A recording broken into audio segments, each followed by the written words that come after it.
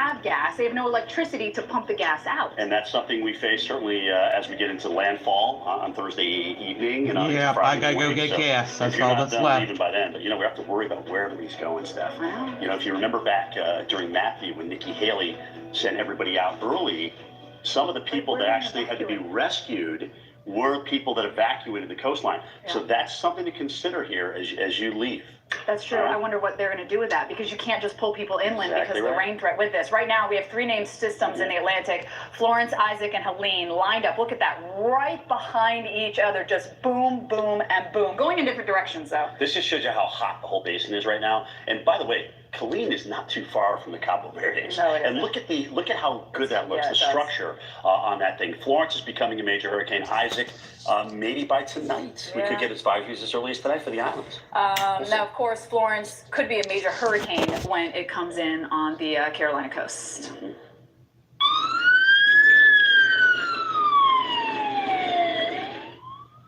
25 people rescued in the waters off Wrightsville Beach.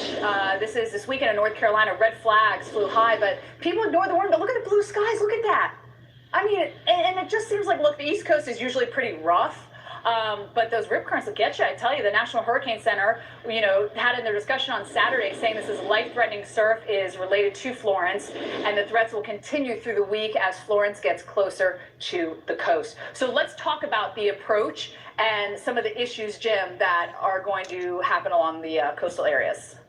I'm just watching this thing on satellite right now. I know, my jaw's on the floor. It's coming together way too fast. It is coming together, as we thought it would. And this is what happens when you take the shear away and you add a couple of degrees Celsius water. That's exactly what we've done. I mean, look at these rain bands. You can see them stretching well out here from the center, both on the west side, the north side. Just a very, very symmetric looking system. You'll notice the center here, and then the center of the eye, actually in the center of that donut. So, the symmetry here is much different than was the last couple of days when we had the shear. Now that we don't have the shear and it's basically missing, look at the thunderstorms developing in and around the center. You see that? Those are the little pops. And it almost looks like the center's trying to close up a little bit. GDIME showed about 17, 20 miles. Remember, it's just like the skater. The skater brings his or her arms in, goes faster, right? That's kind of what's happening with a hurricane right now. No question we're going to be up around 145, 150 miles per hour. I hope we don't go higher than that, frankly. But this thing's going to take a while to wind down as it approaches the coastline.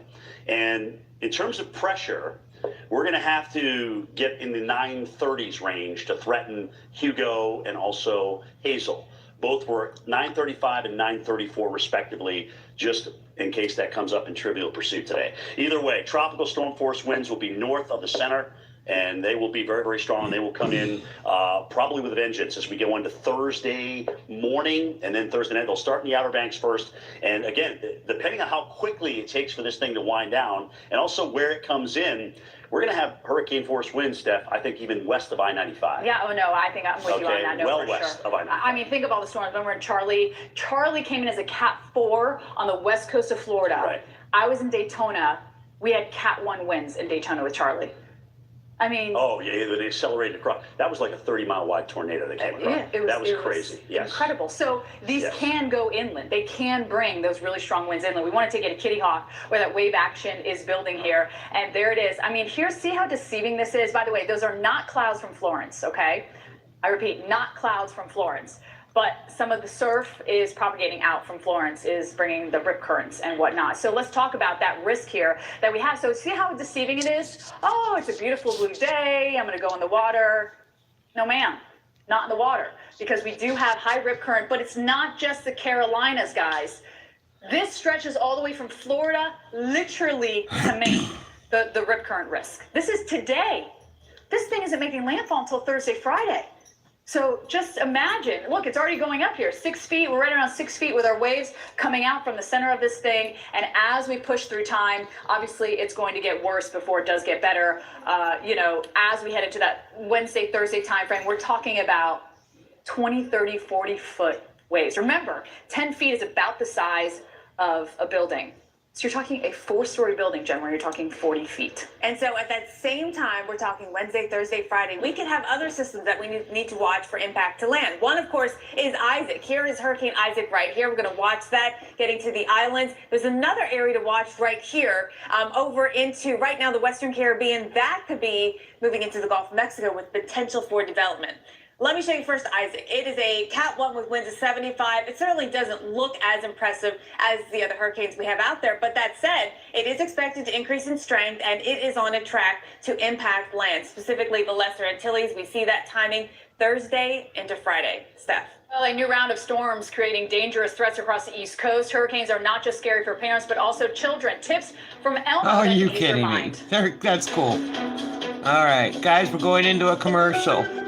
Combine the right things and something I will amazing be happens. back. I That's need our to put inspiration up for Fancy Feast medleys.